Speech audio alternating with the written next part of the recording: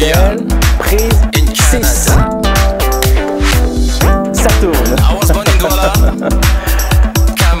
Salut les amis, merci et bonsoir ou bonjour, tout dépendant où vous êtes. Merci d'être là pour cette capsule que vous suivez attentivement. Oui, en effet, c'était ma fête aujourd'hui. Donc je suis encore là, je suis encore comment dire, c'était ma journée quoi, voilà. Donc je voudrais donc dire merci à toutes ces personnes qui ont tenu à me souhaiter une bonne fête. C'est vrai, on vit 43 saisons sèches, 43 saisons de pluie, 43 hivers, 43 printemps, tout dépendant où vous êtes. C'est l'âge. Et puis, que voulez-vous?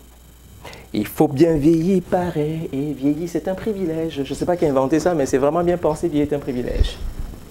En disant janvier est un privilège, subitement on se sent moins vieux. J'ai besoin de l'aide de ma technicienne. Cette lampe, je la veux comme dans ma face, s'il te plaît, parce qu'elle n'est pas vraiment dans ma face. Avant de commencer, je vais répondre, si vous permettez, à la question de Alain Nogué. Alain voulait savoir pourquoi est-ce que Bello Bouba Maïgari, au moment où il y avait le procès le 27 avril en Balmayo, pourquoi est-ce que Bello Bouba n'a pas fait partie des personnes qu'il fallait exécuter? Alors Alain, il faut que tu comprennes que, avant que je réponde à la question, revenons un peu en arrière rapidement. En 1975 jusqu'en 1982, Bello Bouba Maïgari, il est le secrétaire adjoint à la présidence de Ahidjo. Ahidjo, qui est un homme du Nord, demande à ce que Bello Bouba soit son premier ministre. Je sais que je vous le répète tout le temps, mais vous savez, c'est comme ça qu'on va finir par comprendre la force de répéter la même chose. Donc, regarde bien comment la transition va s'opérer rapidement.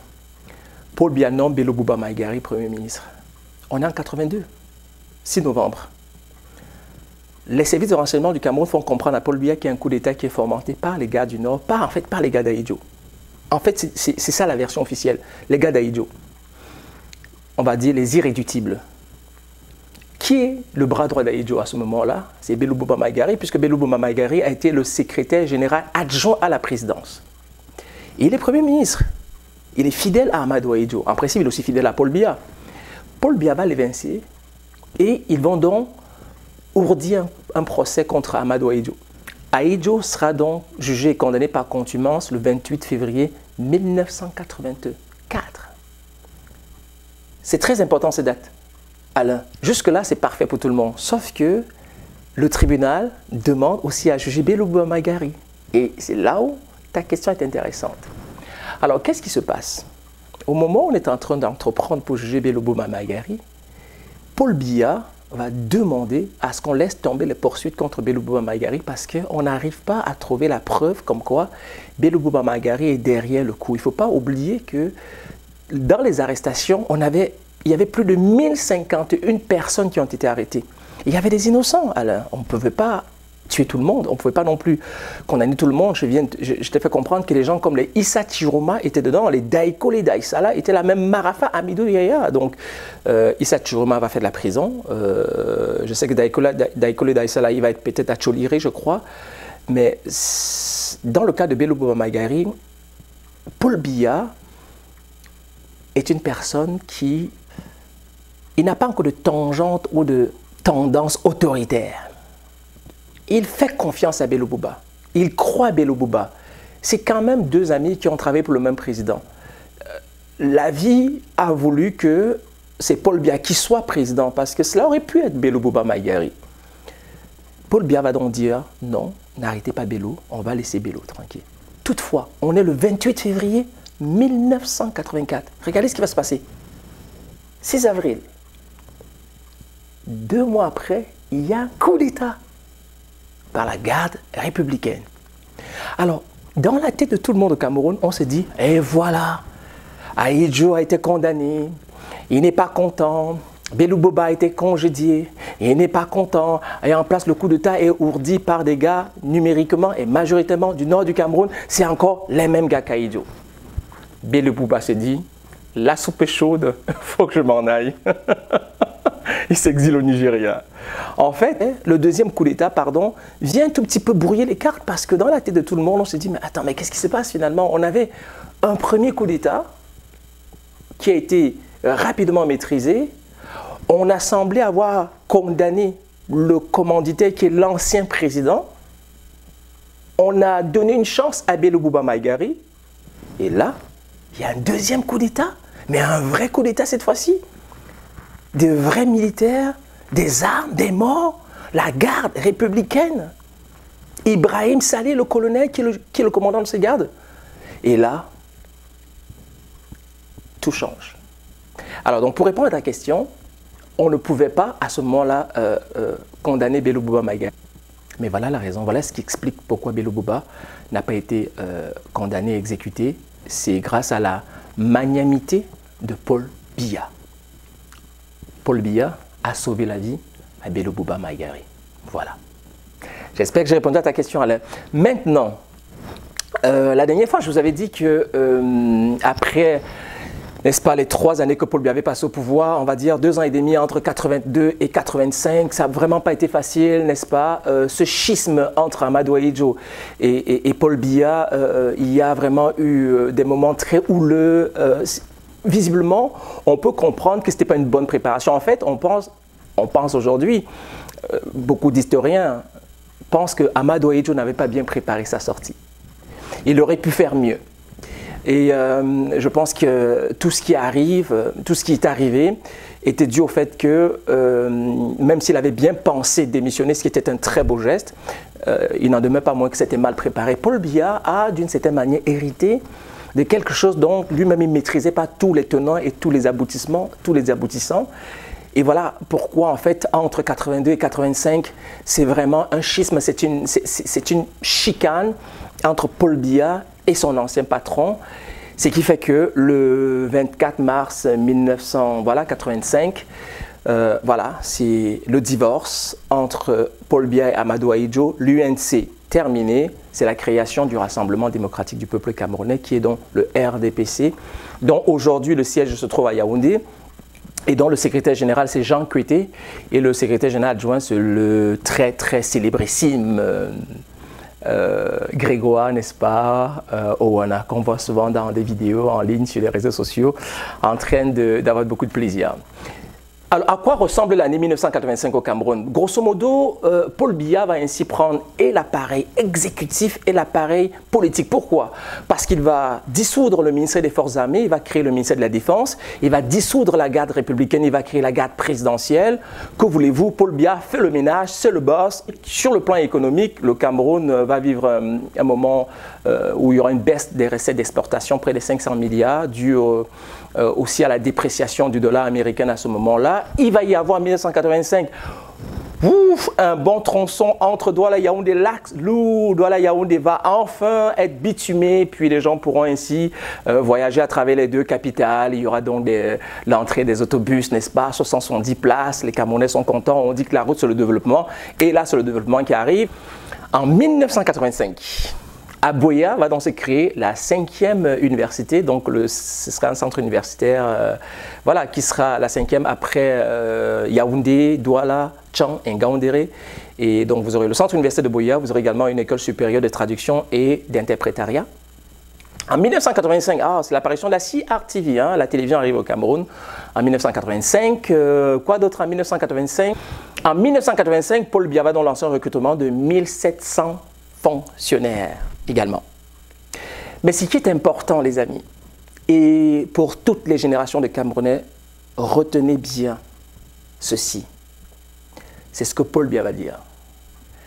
Si vous voulez juger Paul Biya aujourd'hui, il faut d'abord que vous maîtrisiez l'histoire pour mieux apprécier l'homme aujourd'hui ou être à même capable de le juger. Écoutez bien ceci.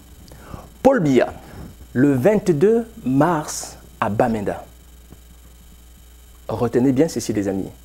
Pour tout Camerounais qui veut comprendre l'histoire de son pays, et pour tout Camerounais qui veut comprendre son président, qui veut savoir qui est Paul Biya, il va faire un discours, Paul Biya, ce qu'on appelle les politiques générales du Rassemblement démocratique du peuple camerounais. Ce jour-là, on est le 22 mars. Paul Biya dira ceci. Écoutez bien. Il n'est plus nécessaire pour exprimer ses opinions de prendre le maquis, de vivre en exil ou de quitter sa famille. Je le répète, il n'est plus nécessaire pour exprimer ses opinions de prendre le maquis, de vivre en exil ou de quitter sa famille. Ça, c'est ce que Paul Biya dit. Pour ceux qui sont peut-être plus jeunes, c'est parce qu'à ce moment-là, le Cameroun sortait des années de maquis avec l'UPC, les Bassa, les Bamileke et la France. Parce qu'à ce moment-là également, beaucoup d'opposants camerounais étaient obligés de fuir, comme les Félix Moumié. Beaucoup de Camerounais avaient souffert, étaient obligés de quitter leur famille pour aller se cacher. Rappelez-vous par exemple des cas de Omniobé.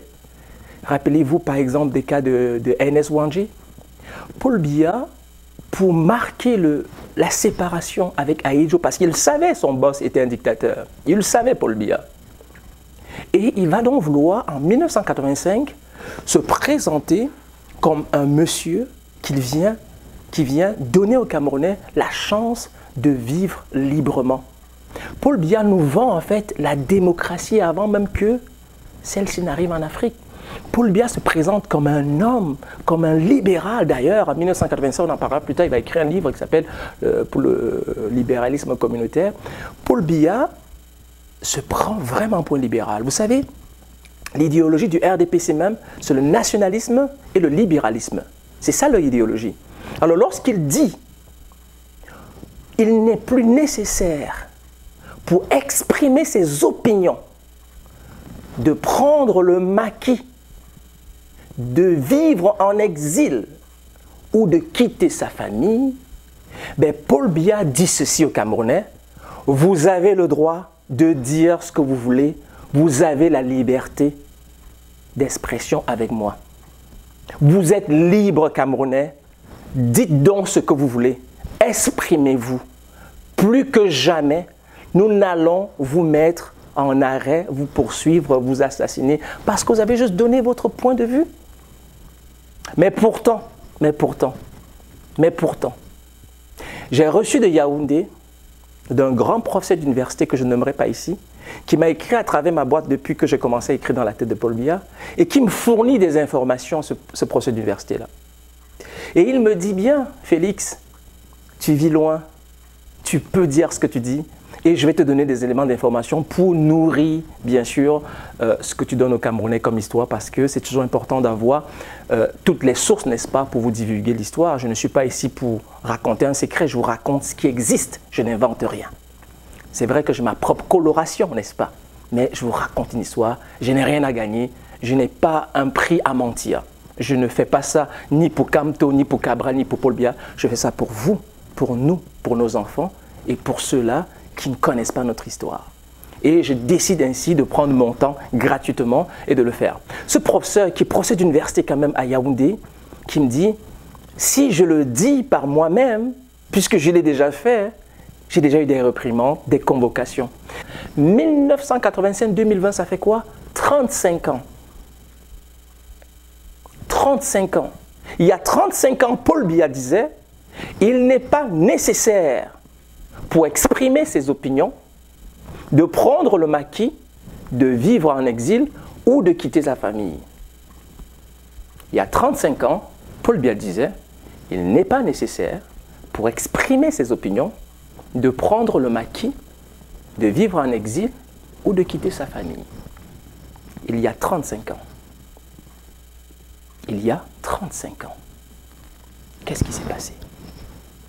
Qu'est-ce qui a pu se passer pour que cet homme qui a été acclamé en 1985, on est à Bamenda, on est dans la partie anglophone quand même, il y a un mariage, un brassage, il vient de dire aux Camerounais, je suis la personne que vous attendez depuis longtemps. Alors, croyez-moi, venez en moi. Allez, c'était tout pour aujourd'hui, je vous remercie beaucoup. Et de même, on va parler de l'année 1986 dans la tête de Paul Biya. En 86 au Cameroun, qu'est-ce qui se passait? Et pour tous ceux qui sont nés en 85, bon anniversaire à vous, hein, vous avez 35 ans aujourd'hui. Et puis, merci de partager, vous ne partagez pas assez, je ne veux pas vous supplie de partager. Je vous demande poliment, partagez. Gardez pas une information pour vous, faites connaître l'histoire. J'aime bien quand on avoisine les 1500 vues, mais 200 vues la dernière fois, c'est pas fort. Alors les amis, faites un effort, partagez. Je fais déjà beaucoup pour vous et je pense que vous pouvez également le faire pour les autres personnes. Allez, merci et bonne soirée. À demain. Ah, j'ai oublié. C'est Afro Rebelle qui me regarde. Parce que bien évidemment, il faut toujours que je règle. C'était Afro Rebelle dans la tête de Paul Biya, numéro 6, création du RDPC et le fameux discours de Paul Biya. Coupé.